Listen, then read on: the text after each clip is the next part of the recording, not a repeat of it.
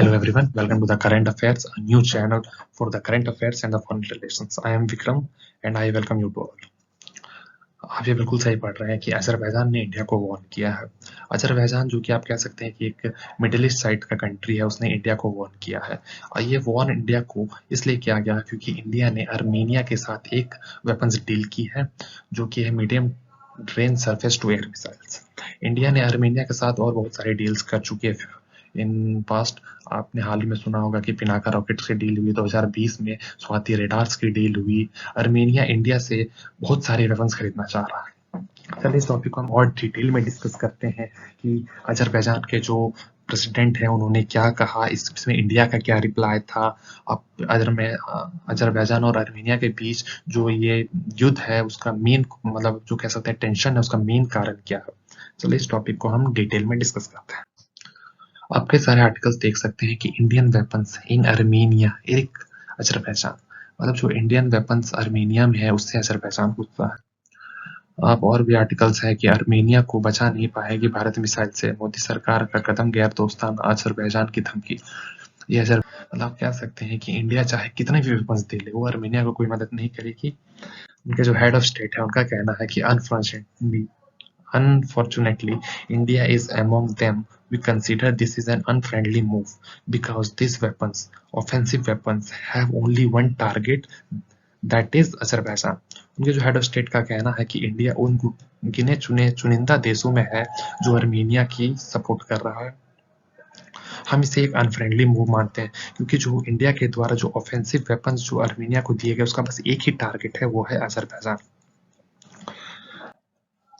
तो आप सोचते होंगे कि इन दोनों के बीच में डिस्ट्रीब्यूट का कारण क्या है।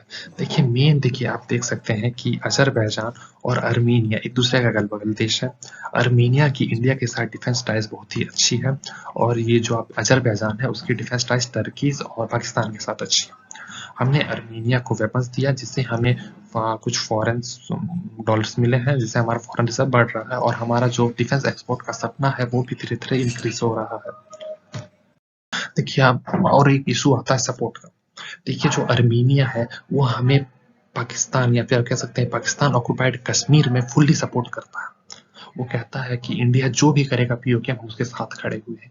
और आप कह सकते हैं कि आर्मेनिया जो है ये इंडिया का बहुत बड़ा सपोर्टर है, वह जो अजरबैजान है वो टर्की और पाकिस्तान का सपोर्टर है।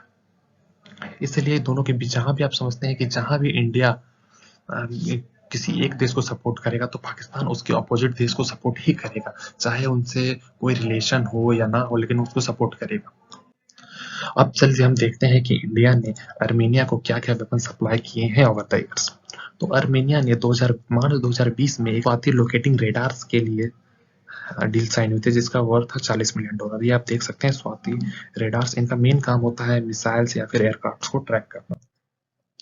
और अभी पिछले साल ही सितंबर में मतलब आप कह सकते हैं कि मुश्किल से 5 महीने ही हुए होंगे, 2022 में $250 मिलियन यानी मतलब 200 करोड़ का पिनाका रॉकेट्स की 4 बैटरीज के लिए साइन हुई। पिनाका रॉकेट्स वही है जो कोई 1 मिनट में 72 रॉकेट्स या फिर 72 मिसाइल्स फायर कर सकती है। यह एक इतना विध्वंसक है कि अगर एक बार फायर कर दी तो आप कह सकते हैं कि 1-1.5 किलोमीटर का एरिया पूरी तरह से तबाह हो जाता है। इसी को देखते हुए आर्मेनिया टेंशन में है और वह इंडिया को धमकी दे रहा है। देखिए आप देखते हैं कि आर्मेनिया और अजरबैजान में मेन इशू क्या है कि उनकी लड़ाई का।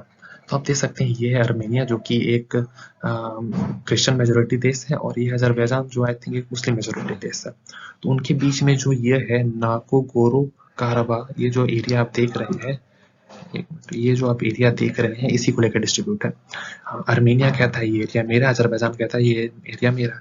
अभी कुछ साल पहले ही अजरबैजान ने इस पे बहुत सारे एरिया को कैप्चर कर लिया और दोनों के बीच युद्ध हुआ था जिसमें आर्मेनिया की हार हुई थी।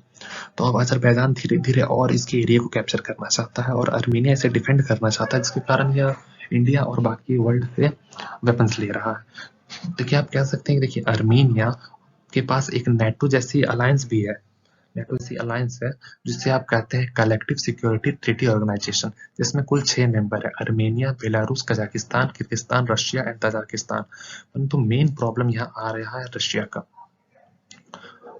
रशिया भी यूक्रेन में पूरी तरह से फंसा हुआ है, इसलिए वह चाह के भी अर्मीनिया की मदद नहीं कर सकता। एक मेजर कंट्री इंडिया ही है जो कि अर्मीनिया की मदद कर रहा है अभी, जिसके कारण अर्मीनिया की जो मदद के कारण अज़रबैजान ने इंडिया को वॉर्न किया है। देखिए, आप तो सोचते होंगे कि एक ट्रीटी है नाटो की तरह, तो हो सकता है कि अज़रबैजान कुछ बड़ा एक्शन ना ले, लेकिन ऐसा नहीं है, क्योंकि इसमें जो मेन पावरफुल कंट्री है रशिया, वो अभी बिजी चल रहा है यूक्रेन के साथ। इसीलिए अभी अर्मेनिया के लिए यह प्रायोरिटी है कि वो अपना डिफेंस मजबूत करे। देखिए, इससे हमें ये भी पता चलता है कि हमें अपना डिफेंस मजबूत करना, चाहे हमारे पास कोई भी ट्रीटी हो, कोई भी कहे कि हम आपके युद्ध में आपका साथ देंगे, लेकिन हमें अपना डिफेंस खुद देखना होगा। मेन प्रायोरिटी यही होनी चाहिए कि हमें अपना डिफेंस खुद देखना है। जो जो इंडिया की मेड इन इंडिया पॉलिसी है, जो डिफेंस के सेक्टर में हमें उसे और बढ़ाने की जरूरत है, ताकि हम अपना डिफेंस खुद कर सके, हमें डिफेंस के लिए किसी पर निर्भर रहना ना पड़े। अंत में इतना ही कहूंगा। जय हिंद, जय Bharat, and thank you for watching this video.